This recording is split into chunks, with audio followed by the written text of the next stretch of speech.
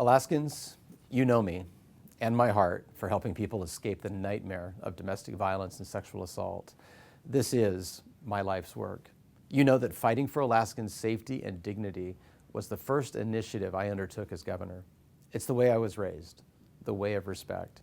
I saw domestic violence firsthand in the 1990s as I rode with Anchorage police officers. I saw what was happening with women and children suffering at the hands of their abusers, and I resolved to make a difference. In 1996, I sponsored and got passed the first comprehensive state law against domestic violence and sexual assault. Since then, I've spearheaded prevention, intervention, and support services to protect people, to help them heal, and to prevent violence.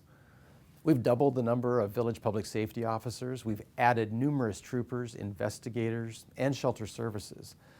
And to have the critics say that I would know about something that's gone on in the National Guard and not done something for 4 years, that is just not true. It's not who I am, and Alaskans know it. The National Guard is a strong fighting force with amazing people who work every day to protect our people and our land. They assist during times of natural disasters and provide search and rescue operations. I don't want anyone to lose sight that the mudslinging by a few impacts every one of our Guard members and their families.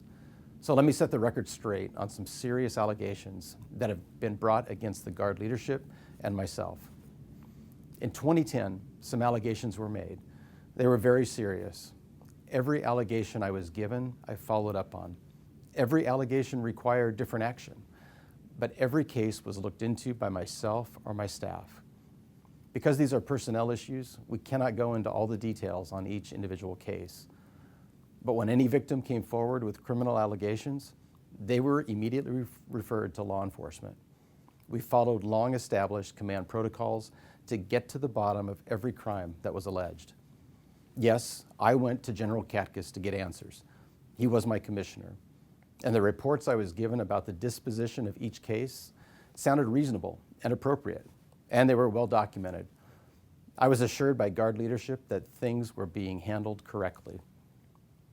And as I've stated many times, we have continued working to get to the bottom of the issues, as did Senator Murkowski and Senator Begich, although their requested investigations in 2012 and 2013 found no wrongdoing by the Guard.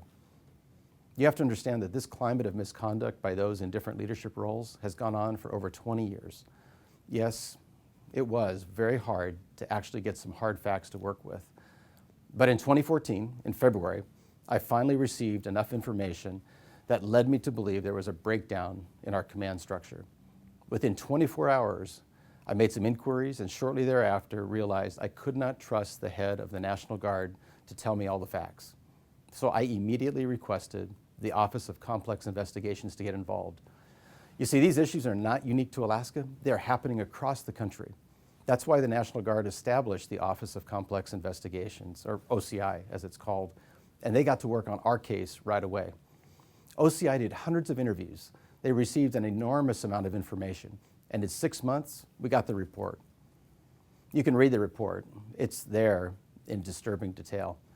Needless to say, I was furious at what I learned, and that's when I knew I had to let General Katkus go. The positive side to this is that OCI gave us a roadmap for reforms, and we are following that roadmap. We brought in a Guard Bureau team to work alongside Alaska Guard members to enact those recommendations. And now we're looking for a new permanent Adjutant General. We'll interview the candidates this month. And meanwhile, we have people here from other Guard units throughout the country, keeping the Alaska National Guard on track for reform. And we will restore Guard members' trust in Guard leadership. Thousands of Guard members have had their world rocked by what is coming out into the open that they had no part in. They have told me they are deeply saddened and hurt as a member of the Guard family. I know our Guard members to be patriots and professionals. I know they love our country and the great land, and they sacrifice much for us. We honor them for who they are and what they do.